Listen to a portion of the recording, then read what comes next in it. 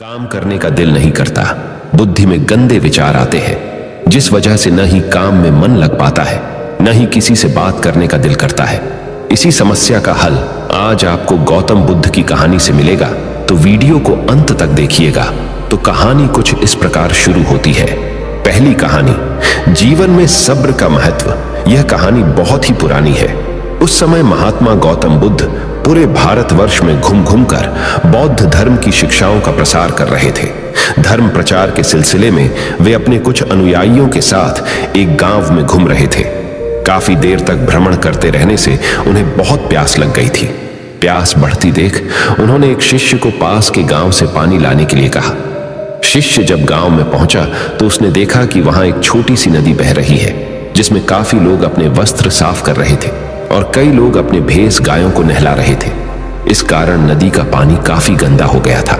शिष्य को नदी के पानी का यह हाल देख लगा कि गुरुजी के लिए यह गंदा पानी ले जाना उचित नहीं होगा। इस तरह वह बिना पानी के ही वापस आ गया। लेकिन इधर गुरुजी का तो प्यास से गला सूखा जा रहा था, इसलिए पुनः उन्होंने पानी लाने के लिए दूसरे शिष्य को भेजा। इस बार वह शिष्य उनके लिए मटके में पानी भरकर लाया। यह देख महात्मा बुद्ध थोड़ा आश्चर्यचकित हुए। उन्होंने शिष्य से पूछा, गांव में बहने वाली नदी का पानी तो गंदा था, फिर यह पानी कहां से लाए? शिष्य बोला, हां गुरुजी, उस नदी का जल सही में बहुत गंदा था, परंतु जब सभी अपना कार्य खत्म करके चले गए तब मैंने कुछ देर वहां ठहर कर पानी में मिली।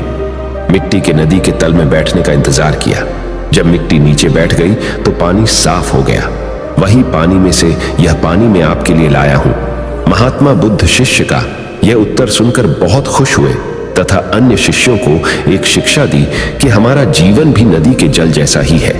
जीवन में अच्छे कर्म करते रहने से यह हमेशा शुद्ध बना रहता है, परंतु अनेकों बार जीवन में ऐसे भी क्षण आते हैं जब हमारा जीवन दुख और समस्याओं से घिर जाता है। ऐसी अवस्था में जीवन समान यह पानी भी गंदा लगने लगता है। मित्रों, इसलिए हमें जीवन में दुख और बुराइयों को देखकर अपना साहस नहीं खोना चाहिए और धैर्य रखना चाहिए। गंदगी समान ये समस्याएं स्वयं ही धीरे धीरे खत्म हो जाती हैं। दूसरी कहानी, अपने दुखों का कारण आप ही है। एक समय की बात है, भगवान बुद्ध एक नगर में घूम रहे थे। उस नगर के आम नागरिकों के मन में बुद्ध के विरोधियों ने यह बात बैठा दी थी कि वह एक ढोंगी है और हमारे धर्म को भ्रष्ट कर रहा है। इस वजह से वहां के लोग उन्हें अपना दुश्मन मानते थे। जब नगर के लोगों ने बुद्ध को देखा तो उन्हें भला बुरा कहने लगे और बदुआएं देने लगे। गौतम बुद्ध नगर के लोगों की उलाहने शांति से बिना बोलने सुनते रहे। लेकिन जब नगर के लोग उन्हें बोलते बोलते थक गए तो महात्मा बुद्ध बोले, क्षमा चाहता हूं, लेकिन अगर आप लोगों की बातें खत्म हो गई है तो मैं यहां जाऊं। भगवान बुद्ध की यह बात सुन वहां के लोग बाडीडेढ़ी आश्चर्यचकित हुए। वही खटेढ़ा एक आदमी बोला, ओ भाई, हम तुम्हारा गुणगान नहीं कर रहे हैं, हम तो तुम्हें गालियां दे रहे हैं। क्या इसका तुम पर कोई असर नहीं होता?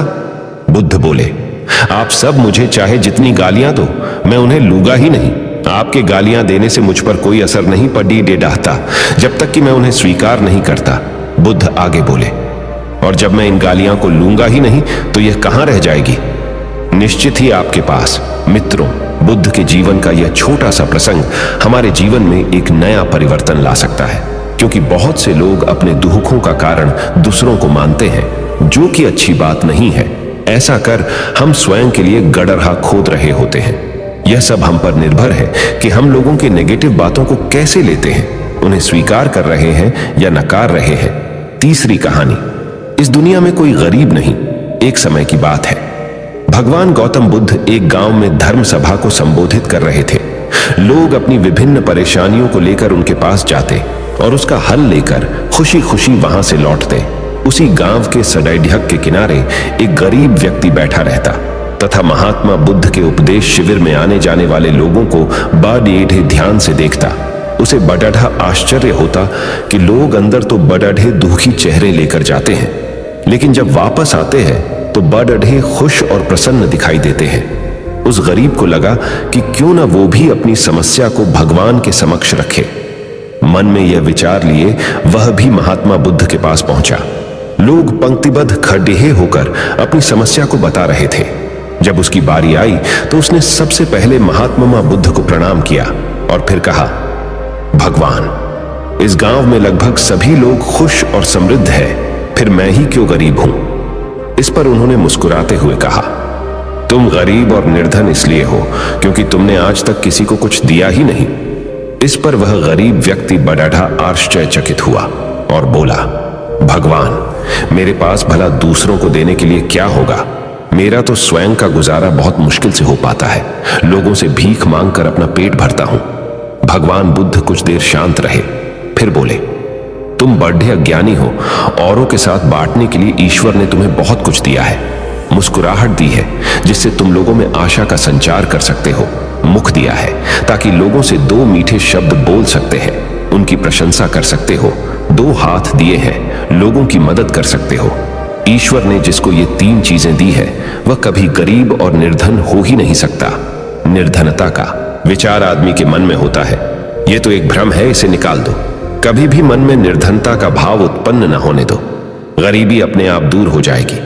भगवान बुद्ध का संदेश सुनकर उस आदमी का चेहरा चमक उठा और उसने इस उपदेश को अपने जीवन में उतारा, जिससे वह फिर कभी दुखी नहीं हुआ। चौथी कहानी, अहंकार का उपहार। महात्मा बुद्ध के पास सेठ रतनचंद दर्शन को आए तो साथ में ढेरों सामग्री उपहार स्वरूप लाए। वहां उपस्थित जन समूह एक बार तो वाह वाह कर उठा। सेठ रतनचंद का सिर तो गर्व से तना जा रहा था। बुद्ध के साथ वार्तालाप प्रारंभ हुआ तो सेठ ने बताया कि इस नगर के अधिसंख्य चिकित्सालयों, विद्यालयों और अनाथालयों का निर्माण मैंने ही कराया है। आप जिस सिंहासन पर बैठे हैं वह भी मैंने ही भेंट किया है, आदि आदि। कई दान सेठ जी ने गिनवा दिए। सेठ जी ने जब जाने की आज्ञा चाही तो बुद्ध बोले, जो कुछ साथ लाए थे सब यहां छोड़ डाक कर जाओ। सेठ जी चकित होकर बोले, प्रभु, मैंने तो सब कुछ आपके समक्ष अर्पित कर दिया है। बुद्ध बोले, नहीं, तुम जिस अहंकार के साथ आए थे उसी के साथ वापस जा रहे हो। ये सांसारिक वस्तुएं मेरे किसी काम की नहीं। अपना अहम यहां त्याग कर जाओ, वही मेरे लिए बैडेढ़ा उपहार होगा। महात्मा बुद्ध का यह कथन सुनकर सेठ जी उनके चरणों में नतमस्तक हो गए। भीतर समाया हुआ सारा अहंकार अश्रु बनकर बुद्ध के चरणों को धो रहा था। पांचवी कहानी, महत्वपूर्ण दान। भगवान बुद्ध एक पेड़ के नीचे चबूतरे पर बैठे हुए थे। हर भक्त की भेंट स्वीकार कर रहे थे। तभी एक वृद्ध महिला आई। उसने कांपती आवाज में कहा, भगवान, मैं बहुत गरीब हूं। मेरे पास आपको भेंट देने के लिए कुछ भी नहीं है। हाँ, आज एक आम मिला है। मैं इसे आधा खा चुकी थी। तभी पता चला कि तथागत आज दान ग्रहण करेंगे। अतः मैं यह आम आपके चरणों में भेंट करने आई हूं। कृपा कर इसे स्वीकार करें। गौतम बुद्ध ने अपनी अंजुरी में वह आधा आम प्रेम और श्रद्धा से रख दिया, मानो कोई बड़ेढ़ा रत्न हो। वृद्धा संतुष्ट भाव से लौट गई। वहां उपस्थित राजा यह देखकर चकित रह गया। उसे समझ नहीं आया कि भगवान बुद्ध वृद्धा का जूठा आम प्राप्त करने के लिए आसन छोड़कर नीचे तक हाथ पसार कर क्यों आए। पूछा, भगवान, इस वृद्ध में और इसकी भेंट में क्या ऐसी विशेषता है? बुद्ध मुस्कुराकर बोले, राजन, इस वृद्धा ने अपनी संपूर्ण संचित पूंजी मुझे भेंट कर दी, जबकि आप लोगों ने अपनी संपूर्ण संपत्ति का केवल एक छोटा भाग ही मुझे भेंट किया है। दान के अहंकार में डूबे हुए बग्घी पर चढ़कर आए हो। वृद्धा के मुख पर कितनी करुणा और कितनी नम्रता थी। युगों युगों के बाद ऐसा दान मिलता है। अंतिम और महत्वपूर्ण छठी कहानी। एक बार की बात है, एक लड़का था। उसका नाम सबल था, जो नगर में रहता था। वह अपने जीवन से बहुत निराश था। उसकी निराशा का कारण यह था कि वह अब तक अपने जीवन में कुछ नहीं कर रहा था। उसके माता पिता उसे ताने मारते थे कि आपके सभी मित्र कुछ न कुछ कर रहे हैं। उसे यह बताने में भी शर्म आ रही थी। वह कुछ नहीं कर रहा था। धीरे धीरे उसने रिश्तेदारों से मिलना जुलना कम कर दिया और लोगों से मिलना भी बंद कर दिया। वह ज्यादातर समय घर पर ही रहता है। वह अकेला रोता है और भगवान को कोसता है और अपनी किस्मत को दोष देता है।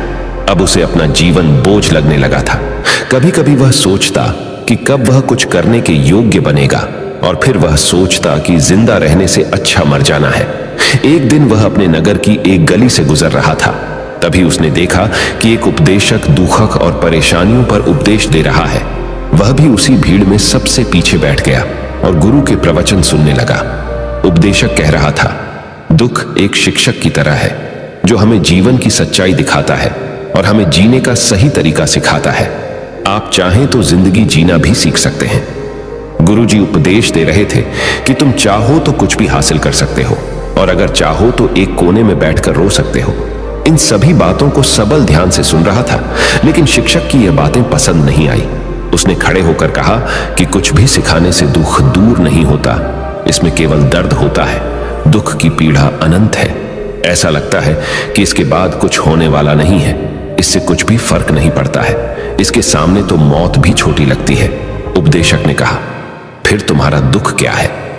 सबल ने उसके सामने अपनी सारी व्यथा सुनाई और पूछा, मेरे दुख का कोई उपाय है तुम्हारे पास?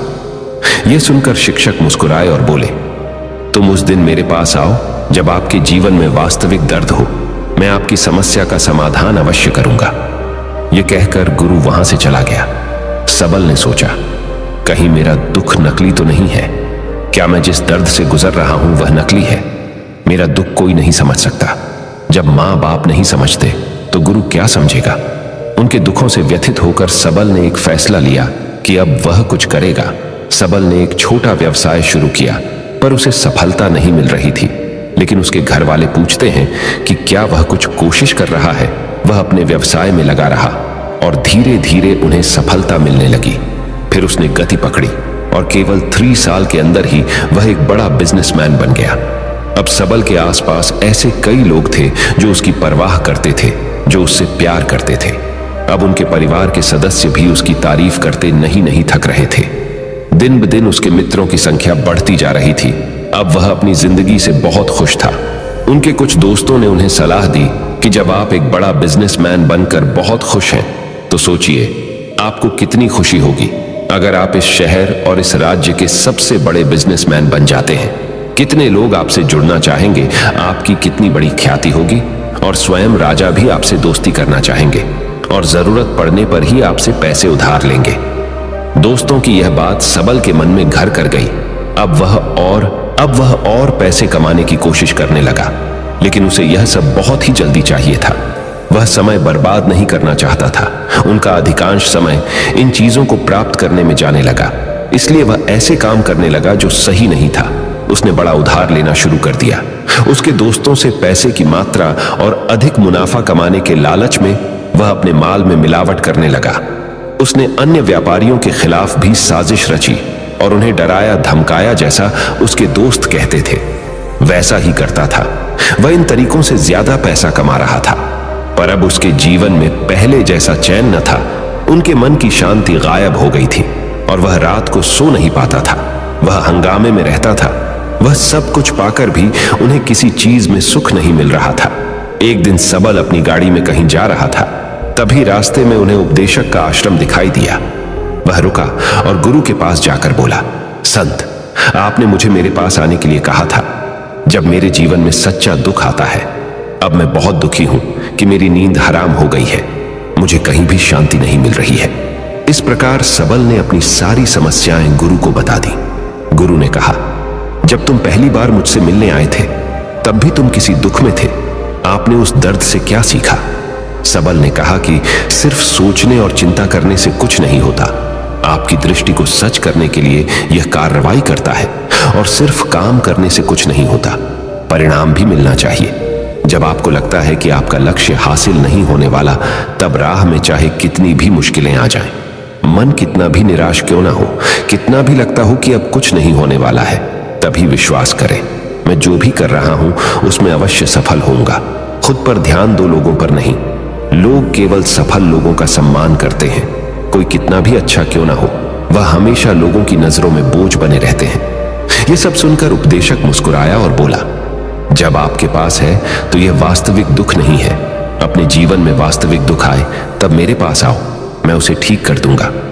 सबल ने जाते समय साधु को सोने के सिक्कों से भरा घड़ा भेंट किया। घड़े को देखकर गुरु ने कहा कि यह मेरे किसी काम का नहीं है, उस पेड़ के नीचे गड्ढा खोद कर गाड़ दो। सबल ने घड़े को पेड़ के नीचे दबा दिया, जैसा कि गुरु ने बताया, और वहां से चला गया। कुछ दिनों से कारोबार ठीक चल रहा था, लेकिन व्यापार के गलत तरीके के कारण धीरे धीरे उस व्यापार में घाटा होने लगा। उसकी सारी दौलत धीरे धीरे खत्म होने लगी, और एक दिन ऐसा भी आया जब उसके पास कुछ भी नहीं बचा और उस पर कर्ज का बोझ चढ़ गया था। परंतु वह निश्चिंत था, क्योंकि उसने अपना सारा कर्ज अपने दोस्तों से लिया था। उसने सोचा कि उसके दोस्त बुरे वक्त में उनके साथ खड़े रहेंगे, लेकिन ऐसा कुछ नहीं हुआ। जैसे ही बुरा वक्त आया, दोस्त पहले उससे कर्ज मांगने लगे। अगर उसने कर्ज नहीं लौटाया, उन्होंने उसे जान से मारने की धमकी भी दी। उनके सभी शुभचिंतक और प्रियजन उससे दूर हो गए। उसके दोस्त जो उसके साथ मस्ती किया करते थे, अब उससे दूर भाग रहे थे। उसका परिवार उसकी गलतियां और कमियां गिनने लगा। उनकी सारी संपत्ति नीलाम कर दी गई और उसके पास कुछ भी न बचा। जब उसने अपने पिता से मदद मांगी, पिता ने कहा कि मेरे पास थोड़ी सी संपत्ति है, मैं तुम्हारी मां को क्या कहूंगा? अगर मैं तुम्हें दे दूं, यह संपत्ति हमारा अंतिम उपाय है। सबल के मन में गहरा दुख छा गया। उसके आसपास कोई नहीं था जो उनके दुख को समझ सके, जो उसे संभाल सके। जनता के इस विश्वासघात के कारण वह अंदर से टूट चुका था। वह सोचने लगा कि अब जीने का क्या मतलब है, अब मौत ही मेरा सहारा है। वह आत्महत्या करने के लिए पहाड़ी पर जा रहा था। तब से उसे याद आया कि उस शिक्षक ने उससे कहा था, मेरे पास आओ जब तुम्हारे जीवन में वास्तविक दुख हो। सबल गुरु के पास गया और अपनी सारी व्यथा सुनाई। आंखों में आंसू लिए उसने कहा, हे गुरुजी, मेरे दुख का निवारण कीजिए।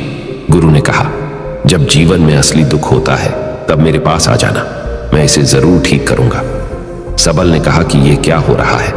मेरी जिंदगी में अभी दुख नहीं है, तो आखिर असली दुख क्या है?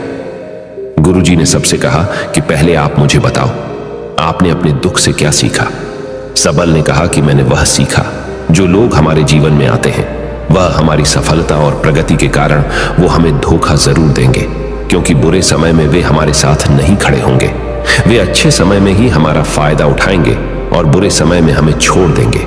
उन लोगों पर ही भरोसा करें जो हमारे बुरे समय में हमारे साथ खड़े रहते हैं। लेकिन ऐसे लोग बहुत कम होते हैं, लेकिन जिनके पास है उन्हें उनकी सराहना करनी चाहिए, उनका अपमान नहीं करना चाहिए। मैंने कभी भी किसी के खिलाफ साजिश नहीं रखना चाहिए। अपना काम ईमानदारी और धैर्य से करें और कभी लालची मत बनो। अपने सारे दुख दर्द और अनुभव बयां करने के बाद सबल गुरुजी के सामने आंखों में आंसू लिए बैठ गया।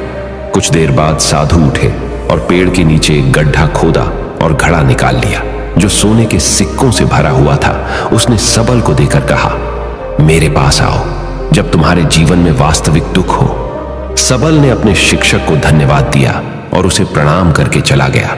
उस पैसे से उन्होंने एक छोटा सा व्यवसाय शुरू किया। अब वह छोटा व्यापारी बनकर भी खुश हैं। उन्होंने पूरी लगन और ईमानदारी से कारोबार किया। जल्द ही वह अपने शहर का एक बड़ा व्यापारी बन गया। उनका जीवन सुख सुविधाओं से भरा हुआ था। लेकिन कोई कितना भी अच्छा क्यों ना हो, लेकिन जीवन में दुख आता है तो सबल के जीवन में भी दुख आते थे। अपने माता पिता की मृत्यु के रूप में वे दोनों एक ही दिन मर गए। सबल अपने माता पिता से बहुत प्यार करता था, इसलिए उनके निधन से उन्हें गहरा सदमा लगा। वह शवों को ले गया, दोनों को श्मशान घाट ले गया, जहां अंतिम संस्कार किया गया। वहां उसने अपने माता पिता का शव जलता हुआ देखा तो उनका मन बेचैन हो उठा। उसके मन में कई सवाल उठने लगे। वह घर वापस आ गया, इसलिए उसने अपने माता पिता के घर और संपत्ति को देखा, जिसके लिए उनके पिता हमेशा लड़ते रहे। आज जो छूटा पड़ा है, जिन्होंने इसकी देखभाल की, इसके लिए लड़ने वाले इस दुनिया से चले गए। उसके पिता ने जो कुछ कमाया वह सब यहीं रह गया। एक दिन पहले तक उसके पिता मार पीट करते थे किसी के साथ उसकी संपत्ति के लिए। आज वो खुद इस दुनिया से चले गए। उसका मन ऐसे अनेक विचारों के बवंडर में था। वह अंदर से अकेला और डरा हुआ महसूस कर रहा था। वह खाली महसूस कर रहा था। उसे लगा कि कुछ है, वह समझ नहीं सका। इसीलिए वह गुरु के पास गया। उसे देखकर गुरुजी ने कहा, क्या जीवन में कोई दुख है?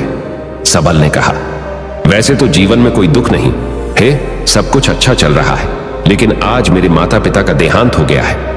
मैं इस घटना से बेहद दुखी और परेशान हूं। गुरुजी ने कहा, इसमें दुखी होने की क्या बात है? एक दिन सबके अपनों को मरना है। कोई न कभी जिया है और न कभी रहेगा। एक दिन तुझे भी मरना है। शायद तुम कल ही मर जाओगे या आप आज भी मर सकते हो। सबल ने कहा, क्या कह रहे हो गुरु जी? मैं भी मर जाऊंगा, लेकिन मैं अभी जवान हूं। गुरु ने कहा कि सब जी रहे हैं इस भ्रम में कि मृत्यु केवल दूसरों को आती है, बड़ों के पास ही आती है। लेकिन जवान और बूढ़े मर जाते हैं, बच्चे मर जाते हैं। मौत का उम्र से कोई लेना देना नहीं है। यह सभी को प्रभावित करता है। मास्टर जी की ये बातें सबल के मन में घर कर गईं और वह चुपचाप चला गया। लेकिन उसका मन अभी भी बेचैन था, वह खाली महसूस कर रहा था। वह सारा दिन अपने बारे में ही सोचता रहा कि वह कौन है, वह इस दुनिया में क्यों आया है, क्या जीवन का लक्ष्य केवल चीजों को खाना और मरना है। ऐसे कई सवाल उसके दिमाग में लगातार उठ रहे थे, लेकिन उन्हें अपने किसी भी सवाल का जवाब नहीं मिल रहा था और उसका दुख दिन ब दिन बढ़ता ही जा रहा था। इसलिए कुछ दिन बाद वह फिर से गुरुजी के पास पहुंचा और बोला, हे स्वामी, मैं बहुत दुखी हूं क्योंकि मैं यह नहीं जान पा रहा हूं कि मैं कौन हूं और मैं इस दुनिया में क्यों आया। यह सुनकर गुरुजी मुस्कुराए और बोले, आज आपके जीवन में पहली बार सच्चा दुख उत्पन्न हो गया है। यह वास्तव में दुख कहलाने के लायक है। हम नहीं जानते कि हम कौन हैं, हम क्यों आए हैं, क्या करें, कैसे करना है। सबल ने अपने गुरु से कहा कि उसकी दुर्दशा दूर करो। गुरु ने कहा कि हम सभी इंसान हैं, जीवन भर संग्रह करते रहते हैं। सबल ने कहा कि सभी इंसान जीवन भर धन, सम्मान, परिवार, प्रतिष्ठा, मित्र, शत्रु आदि जमा करते हैं। गुरु ने पूछा, क्या हम एकत्रित की गई चीजों में से कुछ भी अपने साथ ले जा सकते हैं? सबल ने कहा, कोई भी इंसान अपने साथ कुछ भी नहीं ले जा सकता, वह सिर्फ अकेला ही जाता है। मेरे माता पिता भी अपने साथ कुछ भी नहीं लेकर गए। सब कुछ धन संपत्ति वैभव सब कुछ यहां पर छोड़ कर गए। शिक्षक ने कहा, अब मेरी बात ध्यान से सुनो। इस संसार में हमें जो संग्रह करना चाहिए वह हम नहीं करते। चीजें हमारे सामने होती हैं, लेकिन हम उन्हें देखने की कोशिश नहीं करते। हमें इस दुनिया में जो कुछ भी इकट्ठा करते हैं वह हम खुद हैं। हमें खुद को जुटाना होगा ताकि जब हम मरें तो हम एकजुट हो सकें और खुद को पहचानने में सक्षम होने के लिए हम अंदर बंटे हुए हैं। हम प्यार, नफरत, गुस्सा, ईर्ष्या में बंटे हुए हैं। क्रूरता, धन, स्थिति, प्रतिष्ठा, सम्मान, पहचान, धर्म, जाति, सैकड़ों हजारों ऐसी चीजों और इच्छाओं में हम विभाजित हैं और टुकड़ों में जीवन जी रहे हैं। इस विभाजन के कारण हमारी चेतना कभी एक नहीं हो सकती। हमारी चेतना शक्ति बिखरी हुई है, इसलिए हमारे पास इतना समय नहीं है, इतनी ऊर्जा नहीं कि हम मुड़ सकते हैं और अपने भीतर देख सकते हैं। वास्तव में धन, सम्मान और सुविधाओं का अभाव लोग इसे दुख समझते हैं और जीवन भर के लिए जो दुख कहकर रोते रहते हैं और समाधान खोजने का प्रयास करते रहते हैं, उन्हें अपना समाधान कभी नहीं मिलेगा, क्योंकि जिसे लोग दुख कहते हैं वह वास्तविक दुख नहीं है। यह सिर्फ एक आदमी की इच्छा है, उसकी इच्छा कभी पूरी नहीं होती। इसीलिए व्यक्ति को कभी उनके प्रश्नों का समाधान नहीं मिलता। इसलिए इन सबसे परे, यदि आप अपने दुखों का अंतिम समाधान चाहते हैं तो सबसे पहले खुद को समेटो। इस दुनिया से अपनी ऊर्जा वापस ले लो और इकट्ठा करो। अपने आप पर ध्यान केंद्रित करो, स्वयं पर ध्यान दो। अपने मृत्यु से पहले अपने आप को जानने की कोशिश करो, बिखरो मत। सबल ने कहा, तो गुरुजी, क्या हम इस संसार को छोड़ दें? हमारी सभी इच्छाओं को मार देना चाहिए। किसी से प्रेम नहीं करना चाहिए, धन संग्रह नहीं करना चाहिए, सम्मान की आशा छोड़ देनी चाहिए। शिक्षक ने कहा कि भावनाओं और इच्छाओं ऐसे बिखरे हुए मनुष्य में से निकल आओ जैसे कोई पत्थर पहाड़ से गिरे, जिस पर पर्वत का कोई वश नहीं है, सिवाय देखने के परेशान होना और कुछ खोना। वैसे ही बिखरे हुए मनुष्य की इच्छाएं बेकाबू और दर्दनाक हैं। उसका अनियंत्रित मन इच्छा करता रहता है और कल्पना करता रहता है और यह दुख देता है। लेकिन जब एक व्यक्ति अपने मन को एकत्र करता है तो वह जो कुछ भी करता है वह उसके नियंत्रण में होता है। फिर उसकी इच्छा से इच्छाएं भी उत्पन्न होती हैं। सबल ने कहा कि आपने मेरे असली दुख का समाधान कर दिया। आपका बहुत बहुत धन्यवाद गुरुजी। अब से मैं खुद को समेटने, खुद को तराशने की कोशिश करूंगा। गुरुजी ने कहा कि मानव शरीर में बहुत ऊर्जा और शक्ति है, लेकिन यह फालतू के कामों में बांटा हुआ है, बेकार की बातों में लगा हुआ है। यह एक बहुत ही शक्तिशाली मशीन की तरह है, एक बच्चे के हाथ में रखा जा रहा है और वह बिना सोचे समझे अपनी शक्ति बर्बाद कर रहा है और बिना किसी नियंत्रण के। इसीलिए इस शक्ति पर ध्यान दें, अपनी चेतना, और इसे इकट्ठा करें। सबल को अपने प्रश्नों का उत्तर मिल गया। उसने अपने गुरु का शुक्रिया अदा किया और चुपचाप चला गया। दोस्तों, उम्मीद है आपको यह कहानी पसंद आई होगी। अगर आपको यह कहानी पसंद आई हो तो अपने दोस्तों और परिवार के साथ इस वीडियो को जरूर शेयर करें और हमारे चैनल को सब्सक्राइब कीजिए। आप सबका इस वीडियो को देखने के लिए